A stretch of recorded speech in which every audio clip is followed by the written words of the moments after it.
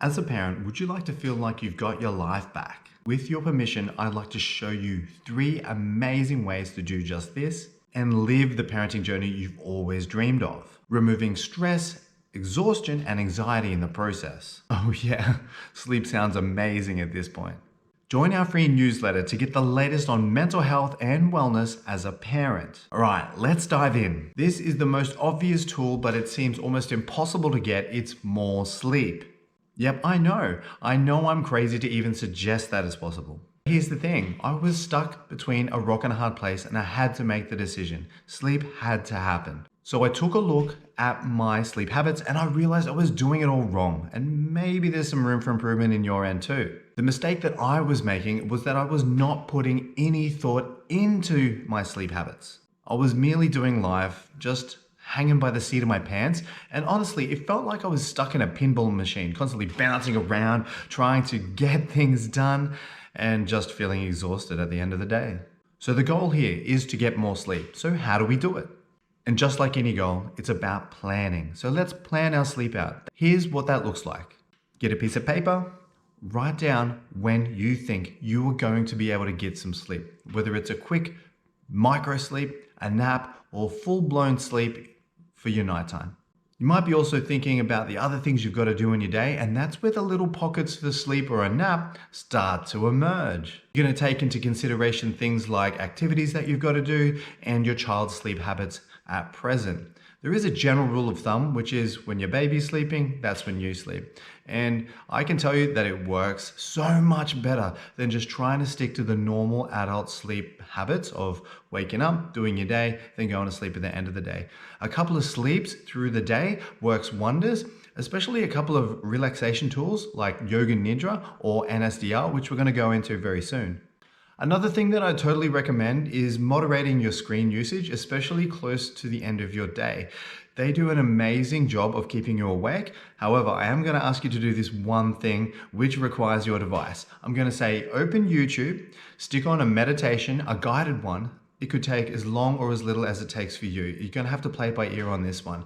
You could also load up a video with Yoga Nidra or non-sleep deep rest, which are guided meditative type tools that allow you to follow instructions and gently calm yourself into that slumber state. Works brilliantly. A simple structure, something that I've used in the past, looks like this. I wake up around 7 a.m. and I just do a little bit of meditative breathing that starts to prime my body for the day. It's relaxing and also encompasses the tools that I'm going to be using throughout the day. Like anything else, breathing, meditation, calming the body, it's all about the reps, getting the practice in so that you get used to the technique. And of course, in time, you get better at it. After that, maybe 10 a.m., like a morning tea time. Bub's looking for a first sleep, and then you place them on your chest and you start doing your deep breathing. Maybe you use a video from YouTube once again, and you have whatever kind of time frame sleep that you can get. Then of course, you've got other times around lunch or just after feeding, maybe the afternoon time, and as you start to go into your nighttime routine at around 7 o'clock. Using box breathing, non-sleep de-rest, Yoga Nidra, and a full-blown nap. Those are going to work wonders. Now 7, 10 a.m., 1 p.m., 3 p.m., 7 p.m., they are standard generic times. You've got your own schedule. You've got to block out the time to get the stuff done, and I'm going to leave that up to you. But you might be asking, what about night times? My baby crawls into bed with us 3, 4, 5 times a night. How am I ever going to get back to sleep? I'm glad you asked. You're going to pull out your phone once more. Try not to look at it for too long. Just have some preset Yoga Nidra or non-sleep deep rest videos ready to go. It's one click, you've placed it next to your bed, and off you go. You start going through the meditative practice, drifting off back to sleep as soon as possible. I cannot emphasize how important sleep is. Even after my kids have slightly grown up a little, I'm still struggling to get high quality sleep because I've got a high performance lifestyle. It requires a lot of energy, a lot of focus. Sleep is absolutely paramount. You just don't focus, you just don't perform as well when you're underslept. Now that feeds into step number 2 is figuring out what ticks you off. Just imagine how much more agitated you're going to be if you're underslept. So step number 2, figure out what ticks you off. You're looking to understand your unconscious reactions to everyday things. The idea is that you recognize them after understanding them and you stop them before they can escalate. This is such a useful tool to have because you could be going through this vicious cycle of reacting, escalating, and it's really not necessary. So you've got to decide, once you know what ticks you off, you've got to pre-plan, pre-organize the way you would actually like to react. Let's look at an example of feeding time. Your bub spills the food on the floor. We get reactive, we sometimes get upset and angry, and it's a lose-lose. The thing is, your child doesn't really understand the fact that it's an inconvenience. It could be fun for them, they could be trying to bond in actual fact, and you're missing out on the benefits of that bonding purely based on the fact that you're underslept and agitated because you've got to clean up the mess. By understanding that your child is going to make a mess, now you might want to safeguard and have some plastic matting around and things like that, whatever it takes. But I say when the bowl gets upset, almost make it fun. Bond with them over it. Teach them how to hold their spoon. Teach them how to hold their bowl. This is going to take a number of years to perfect. And as they get older, you'll be able to give more prescriptive instruction rather than just a fun play that they need at the infant and toddler stage. Because you preempted the fact that this was going to happen, you can safeguard yourself by utilizing some of those breathing exercises from before, especially box breathing, 4 in, hold for 4, 4 out, hold for 4, and repeat. By doing that, you're keeping your nervous system from becoming reactive. You're staying present and conscious to the fact that it's an accident, no real harm is being done, and then you can actually stay composed, relaxed, and stay present with your child. Thinking, how the hell am I going to do that? I'm stressed out of my mind, I'm underslept, and I'm sick and tired of cleaning up all these messes. Well, your nervous system is just kicking into gear when things get above a certain threshold. Because of that, it's leading to you being underslept, it's leading to you being agitated. And which of the two paradigms would you rather put your effort into? Would you rather put the effort into being upset and agitated and feeling in a bad mood? Or would you rather put your effort into seeing that happening in advance, circumventing that by doing some calming exercises like box breathing, connecting with your child, making fun of the situation, and then working together to actually clean it up with them? You're going to become the superhero. So as you're identifying the different things that tick you off, it might sort of build up inside you that you're like, damn, I'm not really doing so well. And you might feel the need to shame or guilt yourself. Please don't do that. Just see what happens as something that happens. Don't bother trying to guilt yourself into feeling that you're incompetent. If you are incompetent, just see it, oh, that's a mistake, and now I have awareness around it, and I'm going to change it with some reflection. The reflection is absolutely vital to this process. It's not just about identifying the dramas, it's also about identifying perspective and the solution. So in the case of the spilling of the food, you get ticked off, you have a rant, you clean it up, and you're back to square one, only for the cycle to start again. Instead of that, seeing it as it is, okay, fine. I didn't have the right tools. Now I've got the tools through my breathing. I'm going to teach this child over a period of years even how to eat correctly. And that teaching, that nourishing, that nurturing component of being a parent kicks in. When you do that and you see them progress little by little, day by day, it actually fills your heart with joy. In the beginning, it's clunky, it's annoying, you're still getting agitated, you're still getting caught up in the mess of it all. But over time, you're actually going, wow, I can do this. And I'm starting to teach my child fundamental skills for life. Now, how fulfilling is that? We're only talking about feeding. Imagine all of the other things that you could gradually do that to. Cooking, cleaning, teaching themselves how to read and write, how to groom themselves, how to present themselves, how to talk, how to communicate, how to do sports, how to make money. The list goes on. You can do this starting with the box breathing, starting with the calming, being present to the fact that you're a teacher, you're a mentor, as well as a parent. And that, my friends, brings me, and it should bring you, absolute purpose and joy for the decision you've made to have a child. Now, of course, emotions go hand in hand. We're planning out what we do. We're trying to get the right things done, whatever they happen to be for you. And of course, we're going to make mistakes. And those mistakes lead us to a furor of different emotions, sometimes spilling over and erupting in some negative ways. That's okay. You're a human being, and you are rightly so justified that sometimes you're going to have a slip up internally.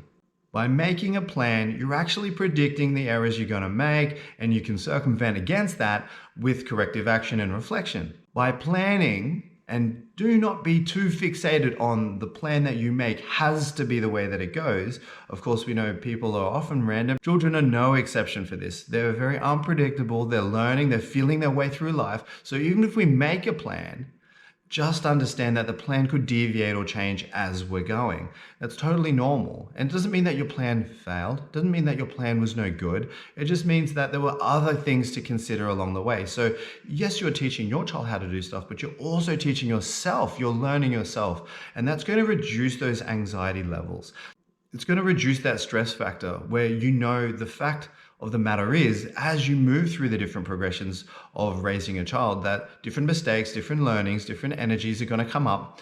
And it's a way for you to actually build skills as a parent and feel more proficient and confident. And it's that confidence and that freedom that we want. We want to know that we're doing the right things for our kids. So yeah, make a plan, but don't be so rigid in that. Have it a bit more fluid, where if it doesn't go well today, you're going to wake up tomorrow, try the same thing again, see what you can learn, and make adjustments as you go. In essence, to try and improve the progress as you go. I have a plan. It very rarely goes to plan, but have the fundamental frameworks there. It's a structure. I wake up, I kiss them to wake them up. We get up and they start running through the list of things. We're hoping to hit certain time frames. We very rarely hit it, but I've got different kind of safeguards. Like, well, if you're behind, you have to move it along a little bit quicker. We've got to go to get yourself back on time. And that brings a certain level of conscientiousness around being on time and getting a job done the correct way. And of course, when I do that, it builds that bond between myself and me as a parent and the values that I'm trying to instill on my children and in my life, but it also builds that bond and that connection with the kids. Because if they make a mistake, firstly, I'm there to help them to solve it. And secondly, I'm there to improve the system with them and for them in the moment, so that I'm not just dumping a whole bunch of jobs on them and then walking away. I'm not just going, hey, get it done or you're severely punished. It's, I'm here and there are consequences for not getting this stuff done, not putting your best foot forward, not training hard or not working well, not showing some contribution to the team environment that we've got here. And if you do make that mistake, I'm here to coach, mentor, and parent you. Another really pertinent example of when planning parent moments comes into play is bedtime. One of our daughters, no problems at all. I'm tired, I want to go to bed, off we go. Quite obedient. The other, she gets FOMO, and she said it to me so many times. She doesn't want to go to bed for two reasons. The first reason is she's separating from us and she still wants to hang out with us. The second reason is it's because she knows that both her mum and I are going to be up and hanging out, not going to sleep. So she's got that FOMO going on. So I'm like, all right, we need to get him to the bed. How can I not produce that separation, firstly? And secondly, how can I get rid of the FOMO? So instead of just saying it's bedtime, brush your teeth, all the rest of it, get off to bed, I'm gonna bring some fun to where I need you to be. And this goes for all of the different kinds of parenting moments that you think that you're going to have to deal with through the day.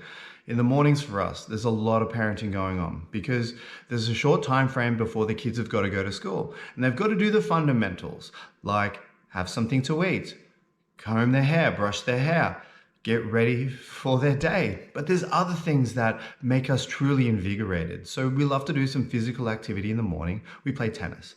We love to do some card games. We also love to read and write and connect with each other. And in the mornings, I teach the kids how to cook. That's the time when I'm able to do that. And so I want to do that with them. And this is part of the planning thing. I mean, this is going to sound so obvious when I tell you in 5, 4, 3, 2, 1. Yes. So I bring the fun to the bedroom by doing what? Can you guess? Read them a story. Read them a story in bed. So they do all the brushing of the teeth. They know that something exciting is coming up. I'm a very fun-loving, creative kind of guy. So I love to put on different voices for the different characters. I love to use different tones in order to keep it interesting. Because let's face it, kids these days, they're not as into reading as they once were. Why that might be, because of all the multimedia that they've got, the fact that there's all these different toys around, things like that. So I go in, I lie them down. They cuddle in. They can feel my warmth. They can feel my energy. They can feel the fact that I want to be there. So that's step number one when you're doing all this kind of stuff, is you have to show that you want to be there, that you're an active participant. So now they don't have the FOMO. They don't have the separation. And I know as I'm reading and they're lying down and they're calmly breathing, what do you think is going to happen? It's nighttime. They've had a long day. They're going to gradually drift off. And that's where the magic happens. So I'm reading the story and we're having a great time. I'm putting on all the different voices. They're really enthralled in the story. And of course, they start to get that drowsy feeling. And after about 10 to 15 minutes, boom, off they go. That drama of, come on, it's nighttime, it's bedtime, brush your teeth, put your pajamas on, get into bed, is completely gone. All because I planned my parenting moment. And I thought about how can I solve different problems in that. The key is to get them to go to bed. So I got them to go to bed by joining them there for a brief moment in time. Now what that does is it saves me time on the back end. So now my partner and I can hang out and not have to wait and listen to all of the excuses and all of the resistance strategies that kids tend to have on the way from the couch, the living room, wherever, to their bed on an evening, on a daily basis. So you've got these different moments in your day where your child resists. It's the morning routine. If they're still at home with you, it's going to the shops and they just want to throw everything on the floor that they go past in the aisles. It's the tantrums when things aren't done just so. All of the above, right? Coming home from school and things aren't done in a certain order, all the rest of it, that kind of stuff. By seeing these in advance, similar to your nap time, by making the plan, you can circumvent those resistances by thinking, well, what is it that my child needs? They need the connection, they need the attention, they need certain things, whether it's a specific food or a specific t-shirt or a specific drink that they need, and you can't actually show them how to get it without necessarily going into DEFCON 5 every single time. And that's something that's going to take some practice, just like getting down for a nap, just like getting into yoga nidra, non-sleep deep rest, these kinds of protocols. It is going to take a little bit of time. That's why you want to plan. So you've got your plan written down. You've got the times of the day and the resistance that you expect to see. And then you just make a note. What happened? Did the resistance come? And what did I do about it? Did it work? And if it did work, great. Now you've got one solution for that kind of scenario. And if it didn't work, it's like, what other things could I have done or do in the future to make that moment a bit more easier on me and Bob? I think by now you're getting a little bit of a trend here. We're setting a goal, we're planning it out, we're executing on the plan, we're going to assess whether or not we were successful, and if we were, we're making sure that that stays in the bank for the next time that comes around, which is probably going to be the next day, and then we're going to do it again and listen and learn and repeat that process. In a very short time, you're going to be armed with lots of different tools, lots of different methodologies as to how you can get past those resistances, streamline your parenting game a little bit at least to make it less stressful, reduce the anxiety, reduce the tension, and improve your vitality as a parent. Not to mention that confidence and that freedom that comes with it, right? Now, if you really want to make this happen, I mean, absolutely, truly, no doubt you've had places of work in the past. And what do? They've got calendars. They've got schedules. Why don't you go ahead and just pop this stuff into Google Calendar? Set and forget. Watch the reminders come on one by one till it becomes autonomous and rote. And you can adjust it as you go. The beauty of this is you've now got a record. You've got a record of what happened, when it was going to happen, and how did it go. Now, you don't have to do this. It's not mandatory, but I am telling you, if you're the kind of person that really wants to take this to the next level, Google Calendar is your friend. Now, if all that seems a little bit too complicated, a little bit too highbrow for you, let's draw it back right to the simple level. What we're trying to do here is understand your unique parent-child dynamic. The best way to do that is to write it down. What's their sleep habits like? What are your sleep habits like? How can you bring those two together in order to get enough sleep so that you don't feel anxious, that you don't feel stressed, that you actually feel a level of rest that allows you to perform well in your life as a mom, as a dad, as a worker, as a parent. And you're also looking for that ability to soothe your own child. When they're in distress and they're having a tantrum, it costs you so much energy. So getting that sleep hygiene right, or at least closer to being proficient, is super important. Planning those parenting moments out. When is there going to be chaos and destruction around you, and how are you going to react? So taking note of the things that piss you off and planning against them in advance of it happening gives you the control and the freedom. So write it down. Just get it written down. Reflect on what happened. So the things, execute, reflect, give yourself a corrective action, and keep learning. Understanding your unique parent-child dynamic is as easy as writing it down and reflecting on what's not quite right. Then choosing a better option. Use that better option the next time a similar event arises and see what happens. Take note, have a reflection afterwards, and just reflect afterwards in order to figure out if it's working or not. And if it's not, ditch it. And if it is, keep it. When you reflect on your outcomes, refine your actions. Take note of the little things that worked and keep them close to your heart, and for the next time that thing goes wrong.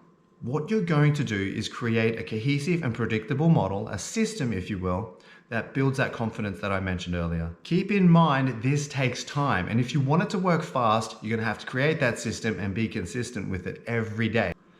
When you do that, you calibrate your mind to think differently. You calibrate your mind to address problems in a different way. You become more of a problem solver than a reactive, chaotic individual. And that's the kind of mind I think we both can agree that's absolutely wonderful as a parent. Otherwise, you could do what a lot of parents do and ignore it and continue to fly off the handle, which is terrible because you'll never get the result you actually want. But if you really want to understand the mind and how to make sure that you do get the result you absolutely want, check this video out next.